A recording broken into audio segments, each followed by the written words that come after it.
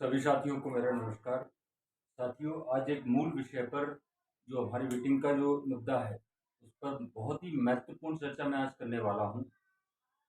आप सभी लोगों से मैं एक चीज़ बोलूँगा कि अगर आप इस वीडियो को देख रहे हैं, तो इसको पूरा देखें या इस वीडियो को यहीं बंद कर दें, क्योंकि अधूरी बातें हमेशा गलत निष्कर्ष पे ले जाती हैं, उसका गलत मतलब निकलता है। इसलिए वीडियो को पूरा ध्यानपूर्वक एक-एक चीज़ को अच्छे से देखेंगे तो आपको पूरी जो मुद्दा है या पूरी जो समस्या है, वो प्रॉपर समझ में आ जाएगी। क्योंकि इस समस्या पर काम करने के लिए हमारी पूरी टीम ने बहुत मेहनत करी है, ठीक है ना? एक-एक चीज़, एक-एक डेटा कलेक्ट करना, सारी चीज़ें पूरी प्रॉपर ऑर्गेनाइज़ वे में समस्या का पता लगाना, इसके लिए बहुत मेहनत करी जाती है, तब जाके ये वीडियो बनता है, ठीक है? अगर आप अपने बहुत व्यस्त शेड्यूल से, क्योंकि अब वेटिंग वालों को जॉब तो मिली नहीं है, ठीक है ना? तो मुझे लगता है कि वेटिंग वाले बहुत ज़्यादा बिजी हैं। तो उस व्यस्त शेड्यूल से प्रॉपर समय जितना लंबा ये वीडियो है उतना समय आपके पास है, तो ही इस वीडियो को देखना, अन्यथा यहीं बंद कर देना, ठीक है ना? चलिए शुरुआत करते हैं, मुद्दे पर आते हैं। देखिए, अपनी अगर मैं शुरुआत से बात करूं, सेकंड में साफ करने के लिए कुछ लेना होगा।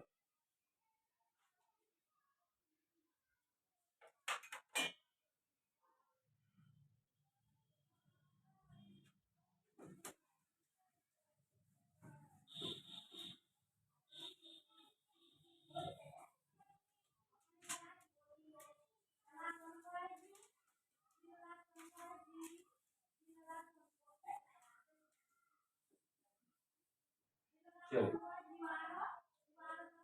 तो मूल समस्या क्या है? देखो, अभी जो अपनी भर्ती हो रही है, मैं वर्ग एक की बात कर रहा हूँ, मतलब उच्च माध्यमिक शिक्षक की बात कर रहा हूँ। यही सेम बात माध्यमिक शिक्षक के लिए रहेगी, ठीक है? डेटा सिर्फ उच्च माध्यमिक का इस्तेमाल कर रहा हूँ, और यही ट्रैवल वालों के लिए भी रहेगी, सेम बात, हर चीज सेम है, ठीक है? तो अगर मैं उच्च माध्यमिक की बात करूं तो कुल 17,000 पदों पर भर्ती का विज्ञापन निकला, ठीक है? और इस 17,000 में से बोला गया था कि फर्स्ट राउंड जो होगा उसमें हम 15,000 पदों की भर्ती करेंगे, और सेकंड राउंड में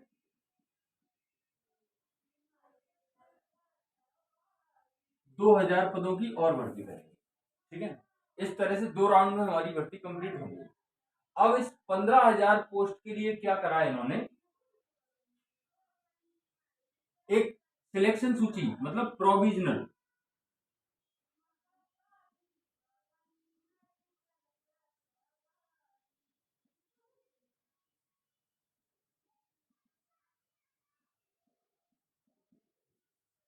प्रारंभिक चयन सूची, मतलब प्रोविजनल सिलेक्शन लिस्ट जारी करी, ठीक है ना?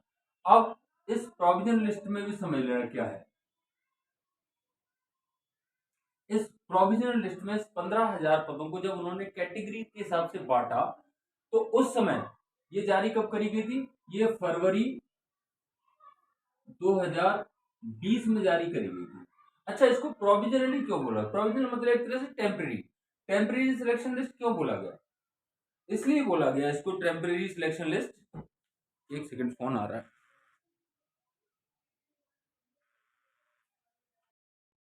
तो प्रोविजनल सिलेक्शन लिस्ट क्यों बोला गया? क्योंकि ये टेम्परेरी थी और ये भर्ती के बीच में जारी करी गई, मतलब भर्ती की पूरी स्टेज कंप्लीट नहीं हुई। जो दस्तावेज सत्यापन भी होता है ना, एक भर्ती की एक स्टेज होती है। आप सिलेक्शन सूची में तब कहलाओगे जब आपके दस्तावेज सही होंगे। जब तक आप दस्तावेज सही नहीं है, तब तक आप फाइनल सिलेक्शन में हो ही नहीं सकते, ठीक है ना?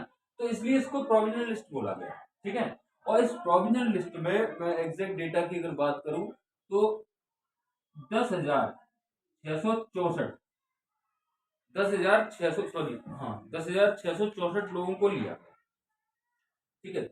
बाकी सीटें क्या कर दी? बैकलॉग में।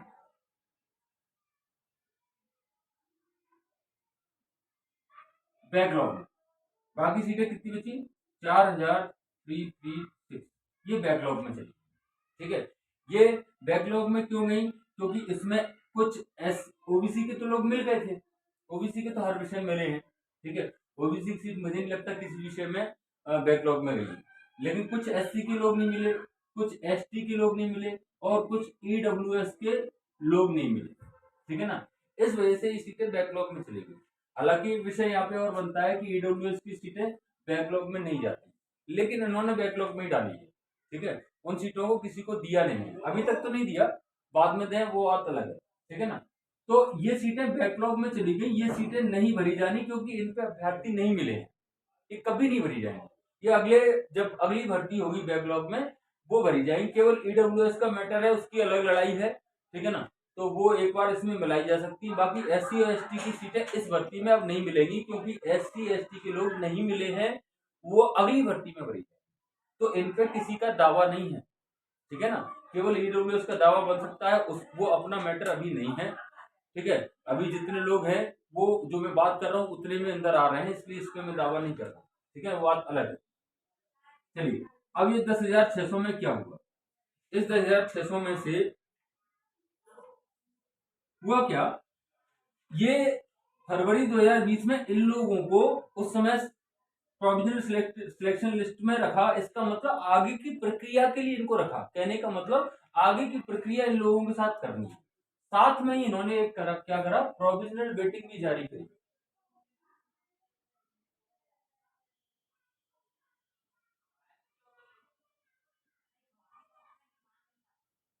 ये भी टेम्परेरी थी, ये भी टेम्परेरी वेटिंग है, ये भी परमानेंट वेटिंग नहीं थी। जिस तरह से ये टेम्परेरी सिलेक्शन लिस्ट है वैसे ये टेम्परेरी वेटिंग है।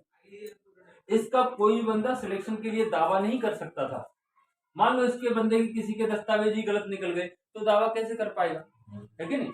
इसी तरह से ये भी टेम्परेरी है, दोनों ही टेम्परेरी है, आई बात समझ में। चलिए, अब इसमें से क्या हुआ, फरवरी 2000 जब इन्होंने क्या करा, शुरुआत में आप लोगों को याद होगा कि फरवरी में सबसे पहले इन्होंने रजिस्ट्रेशन कराया,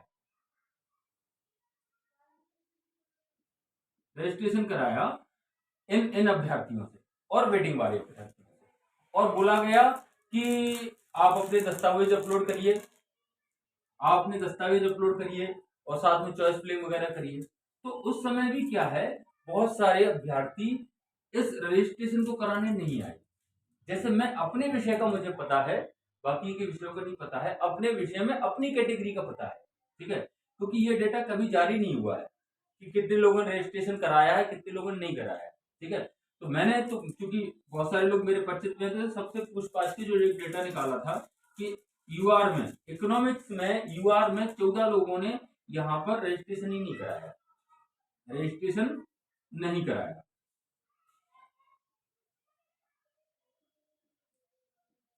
ठीक है। दस्तावेज ही अपलोड नहीं करे, चॉइस फिलिंग ही नहीं करे, ठीक है। दूसरी बात कहां पे आती है, इसमें से जो खाली इन सीटों का हुआ क्या वो मैं बता रहा हूँ, एक एक विवरण बता रहा हूँ कि इन सीटों में से कुछ सीटें खाली क्यों हो गई, कि कुछ लोगों ने जिनके इसमें नाम थे उसने रजिस्ट्रेशन ही नहीं कराया, दस्तावेज अपलोड नहीं करे, अभी तक नहीं करे हैं, ठीक है। दूसरा, डीबी में एब्सेंट, डॉक्यूमेंट वेरिफिकेशन के समय एब्सेंट रहे। हम सब ने देखा है कि डॉक्यूमेंट वेरिफिकेशन के टाइम पे बहुत सारे अभ्यर्थी एब्सेंट रहे, ठीक है ना। तो कुछ सीटें इसमें से ये एब्सेंट होने की वजह से नहीं भरी गई, कुछ सीटें इसमें से क्या हुआ, होल्ड कर ली गई।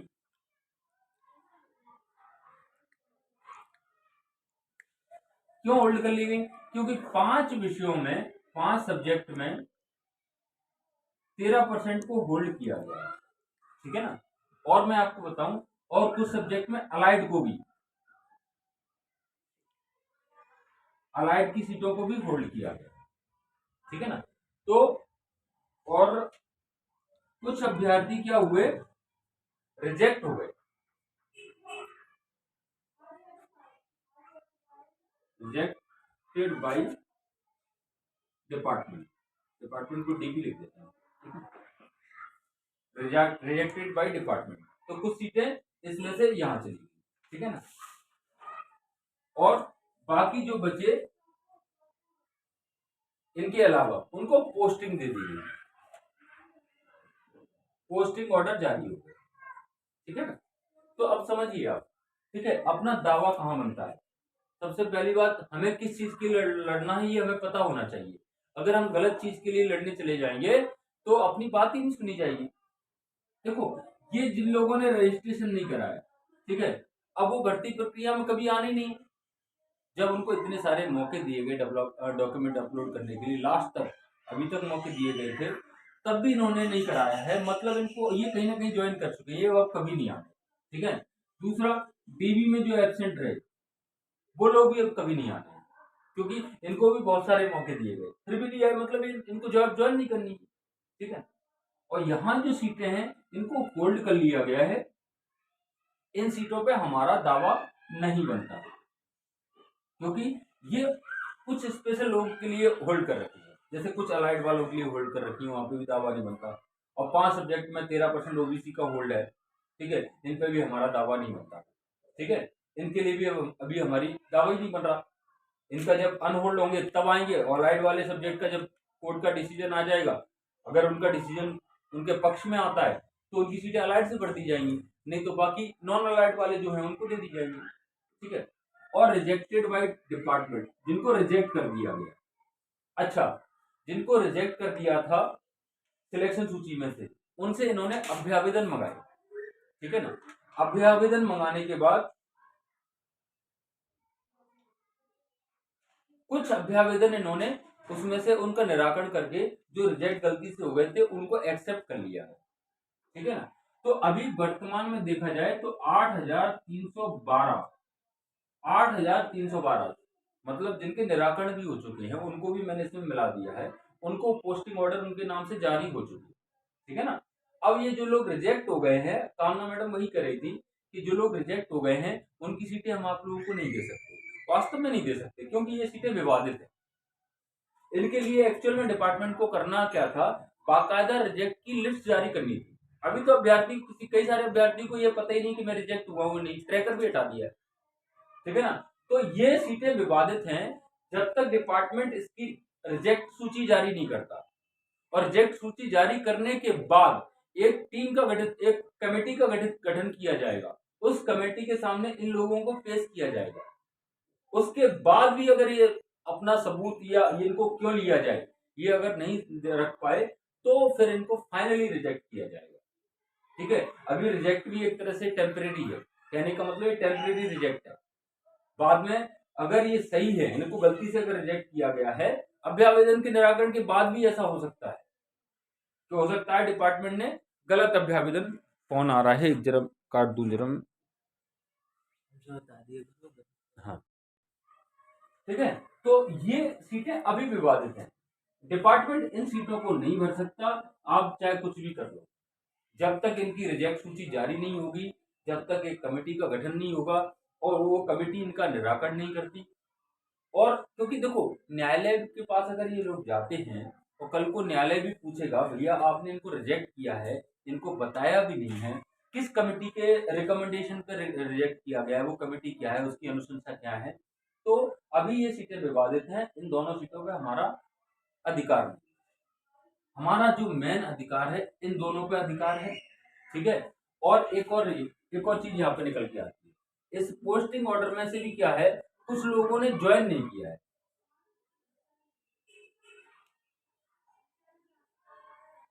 कुछ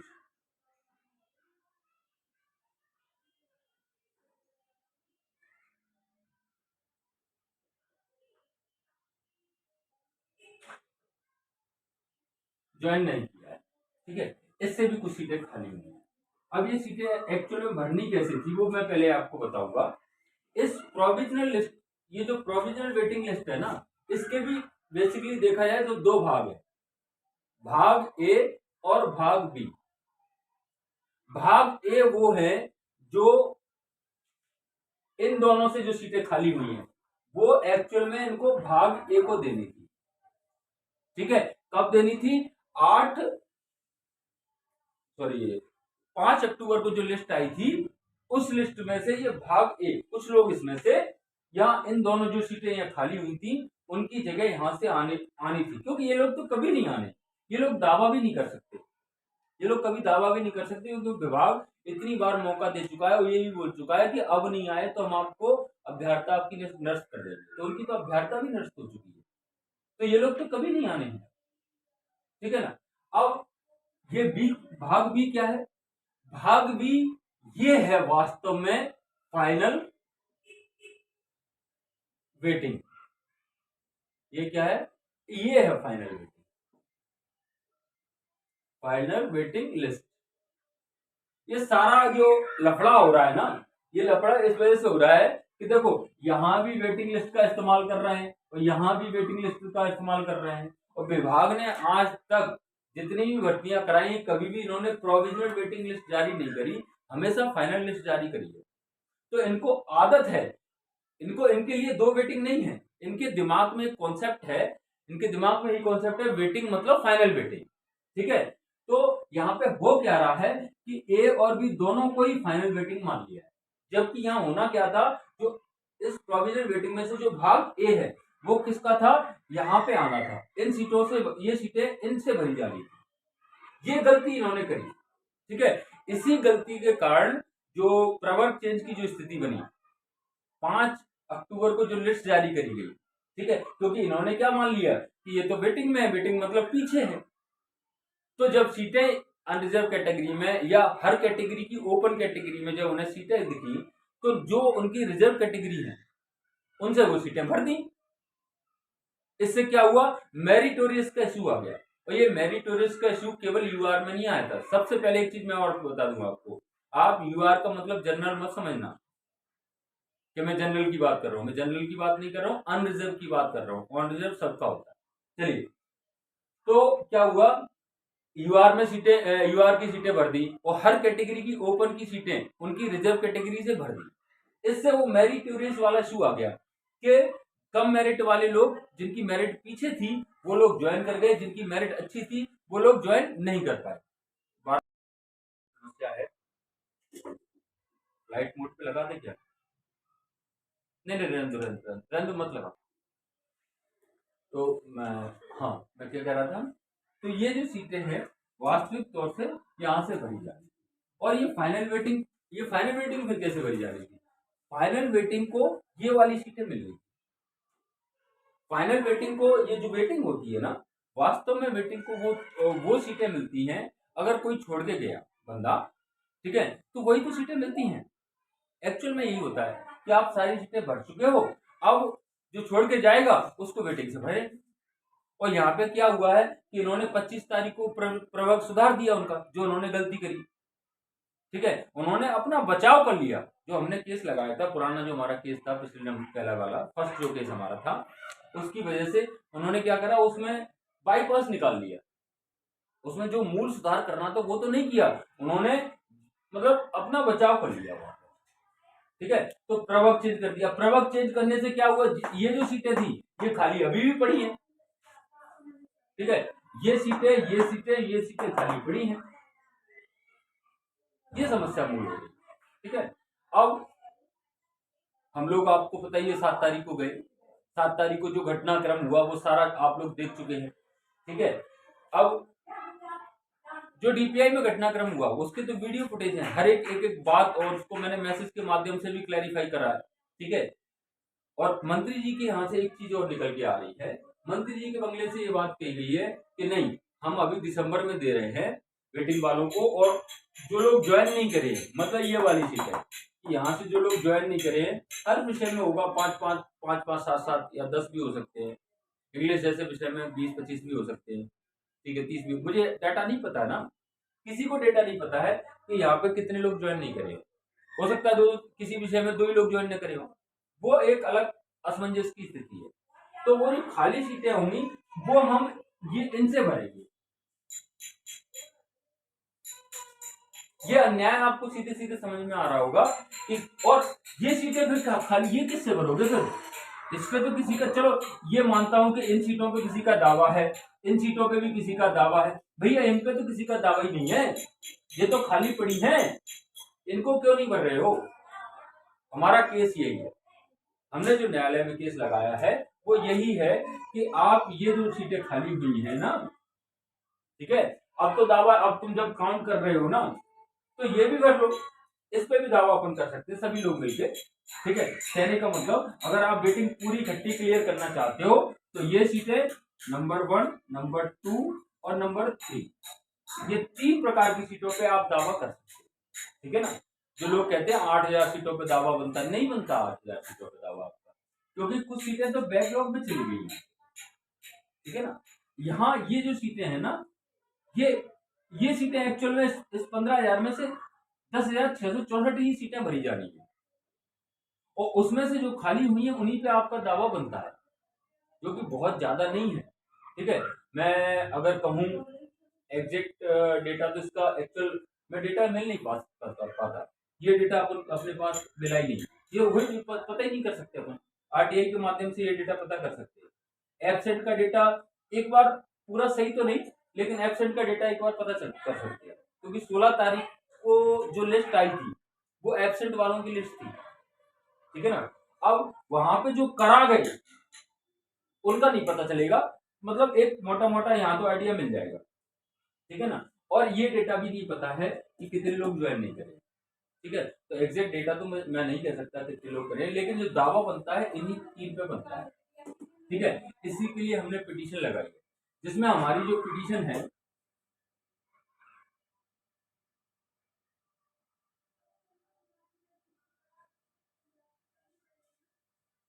पिटीशन नंबर, पहली जो पिटीशन हमारी लगी थी उसका नंबर था 25,418। आज हमारी एक और पिटीशन लगी है, पिटीशन नंबर 2, 27,572। ठीक है, अभी हमारी एक पिटीशन और लगेगी, और जरूरत पड़ी तो और पिटीशन लग सकती है। अब इतनी सारी पिटीशन में लगा क्यों रहा, समझना। देखो, विभाग ने जो गलती करी है ना, वो गलती उन्होंने एक गलत कॉन्सेप्ट बिठा दिया है, एक पूरा का पूरा गलत कॉन्सेप्ट बिठा दिया, पूरी गलती। अब ये अन्याय चल रहा है, अन्याय चल रहा है। अब हम मंत्री जी के पास जाते हैं तो मंत्री जी भी हमें यहाँ यहाँ बोल रहे हैं जी। ठीक है, यहाँ बोल रहे हैं, जबकि हमें कहाँ यहाँ होना चाहिए, और वो भी देंगे कि नहीं देंगे वो नहीं पता है, वो नहीं पता है, बोल रहे हैं यहाँ देने की। ठीक है, क्योंकि हम जब गए थे तो हमें मंत्री जी नहीं मिले थे। ठीक है, हमें उनके पीओ मिले थे, तो पीए साहब ने सिर्फ हमारी बात सुनी और बोला आगे रख देंगे इस बात को, हमने पूरी बात उनको समझा। ठीक है ना। तो अब क्या करें हम। ठीक है, अब बात जब आंदोलन की आती है तो 35 लोग 7 तारीख को पहुंचे थे। ठीक है ना। हमें क्या करना है, हमें अपनी बात, अपना दबाव भी तो डालना है, तो हमने न्यायालय का माध्यम चुना, क्योंकि हमको शुरू से पता था कि लोग इतने, मतलब इतने निष्ठुर हो चुके हैं कि लोग अपने लिए नहीं आते, एक्चुअल में उनको पता भी नहीं है कि उनके साथ हो क्या गया है। ठीक है ना। कुछ लोग तो अपने आप को वेटिंग में ही समझ रहे हैं। ठीक है ना। तो जब वो अपने आप को वेटिंग में समझ रहे हैं, वो लड़ ही नहीं सकते, लड़ना ही नहीं चाहते, उनके अंदर वो जज्बा ही नहीं आ रहा है, तो क्या मैं उनको जगाने बैठूं, क्या मैं उनको जगाने में समय व्यर्थ करूं कि भाई पहले मैं लोगों को जगाऊं, इकट्ठा करूं, ठीक है, तब लड़ाई शुरू होगी। नहीं, मैं इंतजार नहीं कर सकता था। इस वजह से मैंने पिटीशन का काम, आपको याद होगा उस समय जो टेलीग्राम में मेरे फोटो पड़े हैं, 6 तारीख को पोस्टिंग ऑर्डर आए थे और 7 तारीख को मैं निकल गया था, 7 तारीख को मैं जबलपुर में था। और जो एक मूल गलती थी हमारी, तो क्या थी, पूरी की पूरी सीटें भर दी थी, तो जो मूल गलती थी उसका सुधार तो हो गया है, सीटें खाली हो गई हैं, लेकिन हमको कहाँ लिया है अभी। जब हमको नहीं लिया तो हमने फिर पिटीशन और लगाया। अच्छा, एक पिटीशन से ही काम हो जाता है, यहाँ पर अपनी बात एक पिटीशन से रख सकते हैं, लेकिन हम पिटीशन क्यों बढ़ा रहे हैं। पिटीशन इसलिए बढ़ाई है क्योंकि न्यायालय को भी तो पता चलना चाहिए कि कितने लोग प्रभावित हैं, कितने सब्जेक्ट से प्रभावित है, कितना बड़ा मुद्दा है, कितनी पिटीशन लग रही है इसमें। ठीक है ना। और मैं आपको बता दूं, ये जो पिटीशन लगाई है, इन पिटीशन के लिए मैंने किसी भी व्यक्ति से 1 रुपए नहीं लिया है, ये पिटीशन पूरी अपने दम पे लगाई है। और मैं आपको बता दूं, मैं कोई बहुत बड़ा करोड़पति व्यक्ति नहीं हूँ, साधारण सा व्यक्ति, आप ही की तरफ बेरोजगार हूँ। पिछले 3 साल से मैंने भी 1 रुपए ना कमाया, लेकिन चूंकि मुझे लड़ना है, जिसे लड़ना होता है वो कैसे भी लड़ता ही है। ठीक है ना, लड़ने वाला कैसे भी लड़ेगा, उससे मतलब नहीं है। तो मुझसे जैसे बन पड़ा मैंने ये लगाई है, लेकिन अब आवश्यकता पड़ रही है आप लोगों की। अगर आप लोगों को लगता है कि मैं कार्य सही कर रहा हूँ, मैं सही चीज पे लड़ रहा हूँ, तो आइए मेरा साथ दीजिए। और यहाँ पर जो पिटीशन है उसका खर्चा अब मैं वहन नहीं कर सकता। इसके लिए आप सभी को मेरा साथ देना होगा, ताकि ये पिटीशन, ये हक की, हमारे न्याय की, जो हमारे साथ अन्याय हुआ है उसकी लड़ाई आगे लड़ी जा सके न्यायालय में। ठीक है, इसके लिए आपको क्या करना है, इसके लिए आप कंट्रीब्यूट कर सकते हैं 9131430036। ये मेरा नंबर है। यही फोन पे, पेटीएम, गूगल पे, सब जगह मेरा यही नंबर चलता है, यही नंबर चलता है। आप इसमें ट्रांसफर कर सकते हैं। जो भी आप सहयोग इस पिटीशन में देना चाहते हैं, पिटीशन में जो भी आप सहयोग देना चाहते हैं, वो इस नंबर पे, मेरे नंबर पे आप ट्रांसफर कर सकते हैं। मेरा एक ही नंबर है, ठीक है ना। और एक महत्वपूर्ण चीज याद रखना कि 100 रुपए, 50 रुपए, 200 रुपए ये ट्रांसफर मत करना, बिल्कुल भी मत करना, क्योंकि एक्चुअल में इतने पैसे से कुछ होता नहीं है। ठीक है, लोग जब अपने मतलब गिरने पे आते हैं ना, तो वो 50 रुपए, 40 रुपए, 10 रुपए, 20 रुपए ये ट्रांसफर करते हैं। 100 रुपए, 200 रुपए, इनसे एक्चुअल में चंदा भी इकट्ठा हो जाएगा 2-4 हजार मेरे पे आ भी जाएंगे ऐसे करके, लेकिन उससे काम कुछ नहीं है। ठीक है ना।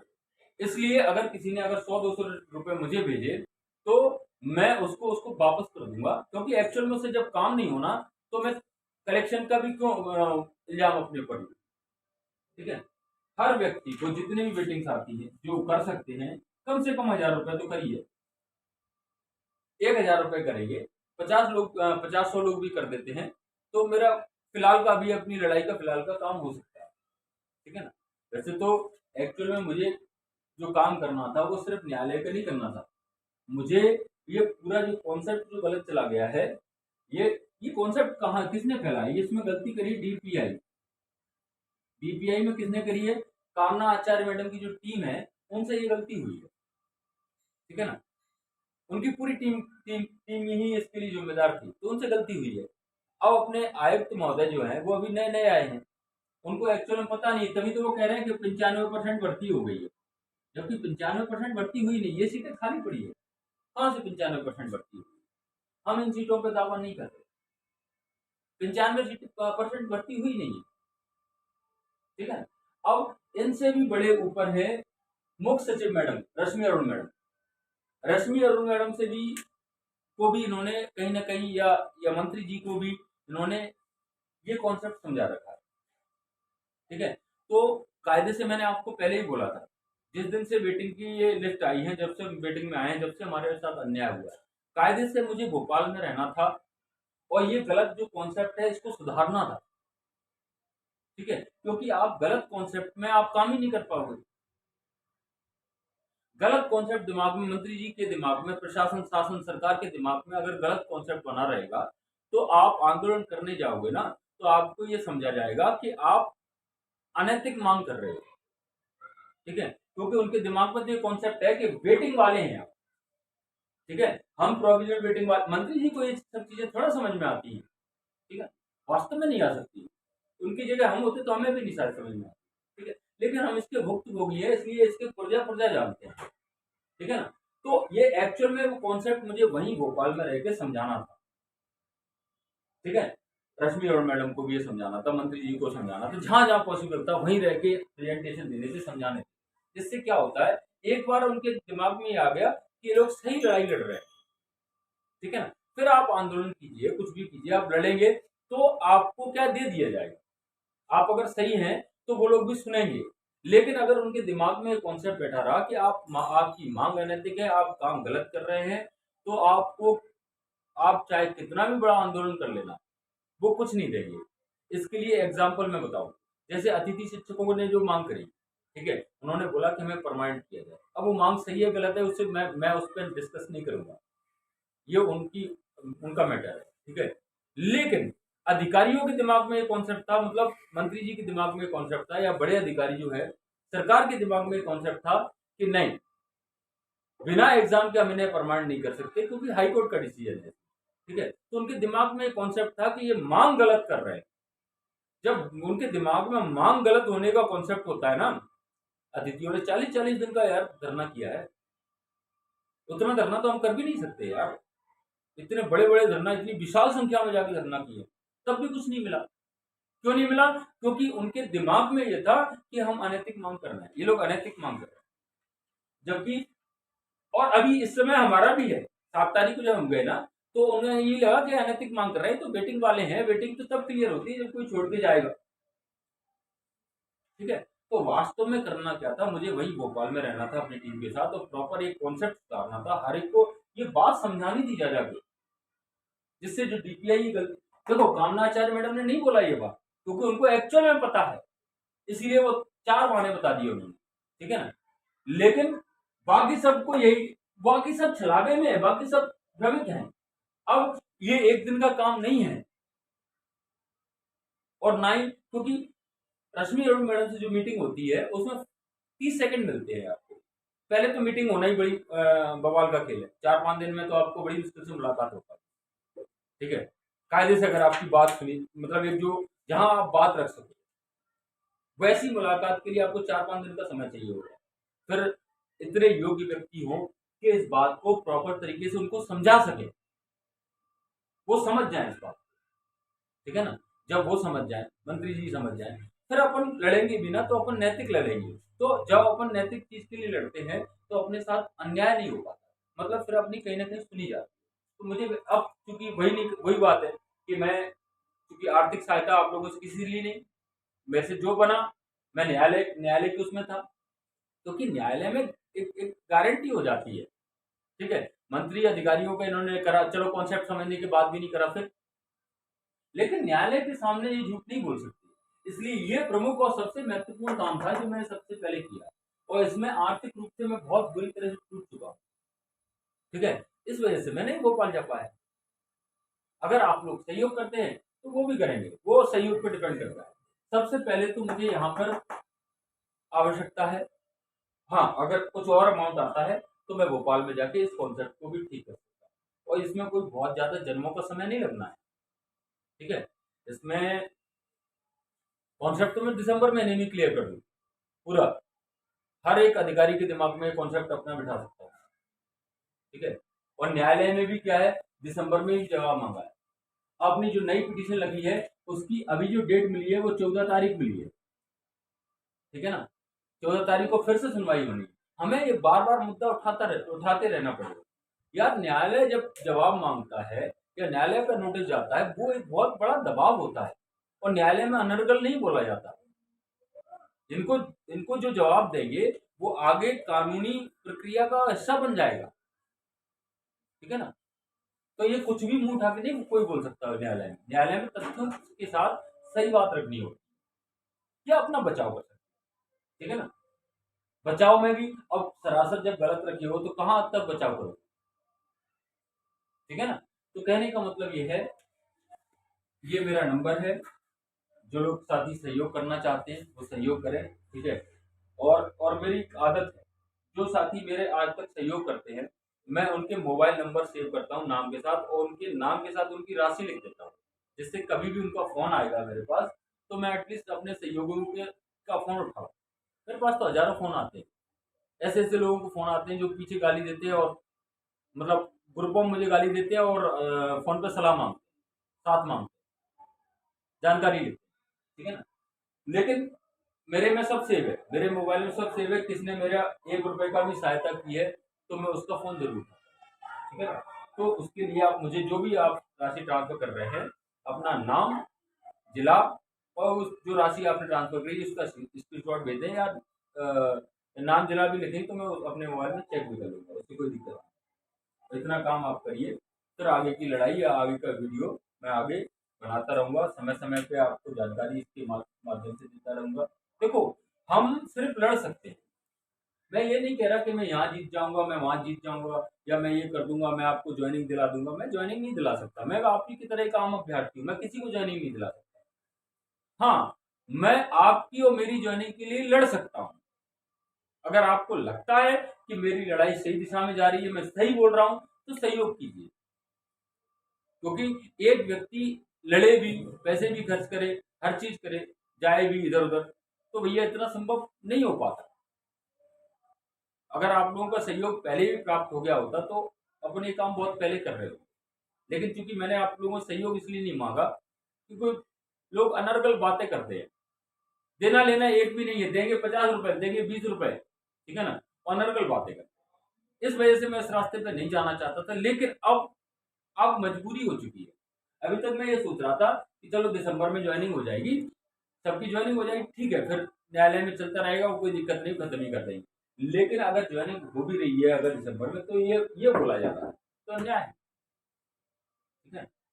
ये भी हो जाए, जिनका भी होना ही है, ऐसा नहीं है, अपन इसके खिलाफ नहीं है, ठीक है। मेरा तो देखा जाए तो मेरा तो इसी में हो जाएगा, मेरा तो वेटिंग टच कर ले तब भी हो जाएगा। लेकिन मेरा है तेरा होने की बात नहीं है, बात है न्याय की, बात है कायदे की, रूल की, नियम की, ठीक है। उस हिसाब से काम होगा, भर्ती आगे बढ़ेगी।